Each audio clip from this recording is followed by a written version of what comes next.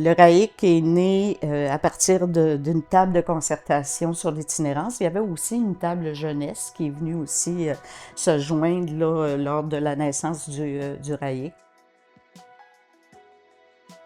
À l'époque, les groupes communautaires Région de Québec, on était dans l'avant-dernier rang du financement par capita pour le milieu communautaire à l'ensemble des régions du Québec. Fait qu'on avait besoin d'argent. Puis à ce moment-là, seulement 1/6 du financement provenait de sources gouvernementales, tout palier confondu. Là. La table de concertation, tu avais la ville, tu avais les institutions comme les CLSC, toutes des affaires qui n'existent plus à peu près aujourd'hui. Là.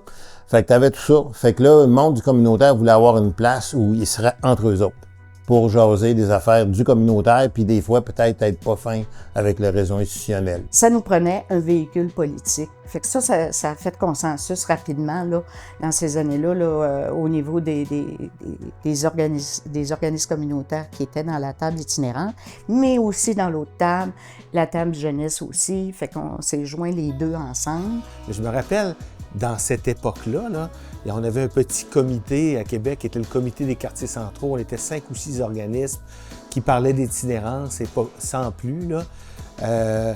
Mais le problème, c'est que on voyait les choses arriver et on était peut-être oiseaux de malheur, mais on savait, même il y a 20 ans, que malheureusement, de façon systémique, si on continuait, on venait où on est rendu aujourd'hui.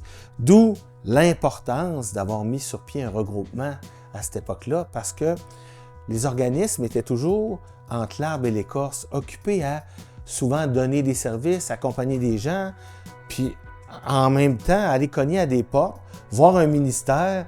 Je me rappelle, moi, d'avoir fait le tour des ministères à l'époque, voir le ministère de la Justice qui dit non, c'est le ministère de la Santé, qui dit non, c'est le ministère de la Sécurité publique, non, c'est tel autre ministère. Puis, en fait, l'itinérance, on ne voulait pas que ça existe. D'autant plus qu'à cette époque-là, dans l'opinion publique, il n'y en avait pas d'itinérance à Québec. Même s'il y avait énormément de souffrance, de détresse, de préoccupation et d'inquiétude à ce sujet-là, on n'était pas dans le même contexte économique, c'était pas le même contexte social, mais ces réalités-là étaient davantage dans les angles morts de la population civile en général, mais évidemment de nos élus, de l'État, des différentes politiques. Il n'y avait pas de bureau RAIC à l'époque.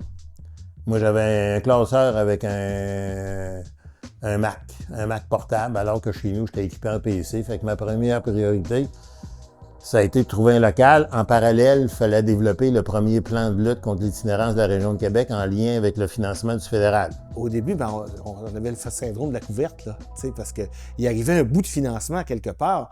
Puis c'est normal qu'on tirait cette couverte-là, parce que quand tu œuvres de ton point de vue, ben, tu as le nez sur un problème.